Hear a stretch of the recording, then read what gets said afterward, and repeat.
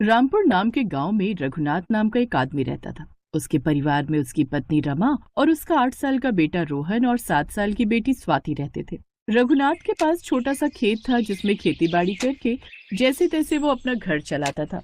लेकिन एक रोज पता चला कि रघुनाथ को टीवी की बीमारी हो गई है और कुछ समय बाद उसकी मौत हो गई। पिता की मौत के बाद उनकी माँ ने उन्हें काबिल बनाने के लिए मेहनत शुरू कर दी। उसने रोहन को पढ़ाया लिखाया। आगे की पढ़ाई के लिए वो शहर चला गया और पढ़ाई और डिग्री खत्म होने के बाद उसने खुद का काम शुरू कर लिया। ऐसे ही समय बीता और उसकी मेहनत का फल उसे मिल गया। रोहन ने खुद का अच्छा खासा कारोबार शुरू कर लिया। अब वो गरीब नहीं रहे बल्कि शहर के जाने माने अमीर लोग बन गए। रोहन के लिए फिर एक बड़े घर की लड़की निशा का रिश्ता आया और कुछ ही दिनों में उनकी शादी हो गई। भाई की शादी के कुछ दिन बाद स्वाति के लिए भी नवीन नाम के एक लड़के का रिश्ता आया और कुछ महीने बाद वो भी ब्याह कर अपने ससुराल आ गई। उसके ससुराल में उसकी सास नहीं थी। सासू माँ का तो देहांत हो गया है, इसलिए घर में सास ससुर तो है नहीं, लेकिन ये जेठानी लगता है इन्हीं का हुक्म चलता है इस घर में। उसका सोचना एकदम सही भी था।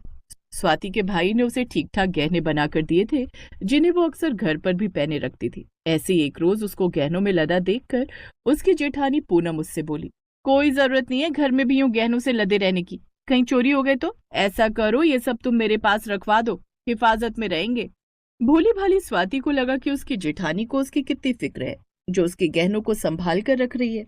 उसने खुशी खुशी सारे गहने उसे दे दिए। शादी के 2 दिन बाद स्वाति महंगी सी भारी साड़ी पहन कर आई। उसे देखते ही पूनम ने मुंह बना लिया और चिढ़कर कहने लगी, कहीं शादी में जा रही हो क्या जो इतनी महंगी साड़ी पहनकर घूम रही हो? घर के सारे काम पड़े हुए हैं। दीदी काम वाली क्यों नहीं आई अभी तक? अब से वो नहीं आएगी क्योंकि मैंने उसकी छुट्टी कर दी। अब जाओ और पहले घर के काम काज निपटा लो, फिर सबके लिए खाना बना दो।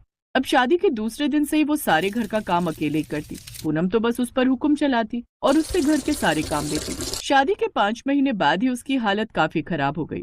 उसने अपने पति नवीन से कहा, सुनिए जी, मुझे अपने घर जाना है। दीदी खुद तो पूरा दिन आराम करती रहती है और मुझसे घर के सारे काम लेती रहती हैं। तो मुझे कुछ दिन मेरे मायके छोड़ाओ। आज तो मुझे किसी जरूरी काम से मीटिंग में जाना है, लेकिन कल तुम सुबह तैयार रहना, मैं ऑफिस जाते हुए तुम्हें ड्रॉप कर दूंगा। अगले दिन स्वाति सुबह जल्दी तैयार हो गई। उसे तैयार देख पूनम ने पूछा, अरे आज तो न चाय न नाश्ता, और ये क्या, ये तैयार होकर कहाँ जाने की तैयारी हो रही है?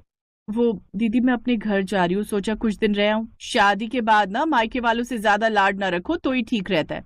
और तुम मायके चली गई तो फिर यहाँ कौन संभालेगा? खैर जाना है तो जाओ। स्वाति घर का सारा काम खत्म कर देती है और उदास होकर अपने कमरे में बैठ जाती है। क्या हुआ स्वाति, तुम इतनी परेशान क्यों? पता नहीं दीदी मुझसे क्या चाहती हैं। न ठीक से खाने देती हैं, न रहने देती हैं और न ही कहीं जाने देती हैं। ऊपर से मेरे आते ही काम वाली को भी हटा दिया। अच्छा बाबा,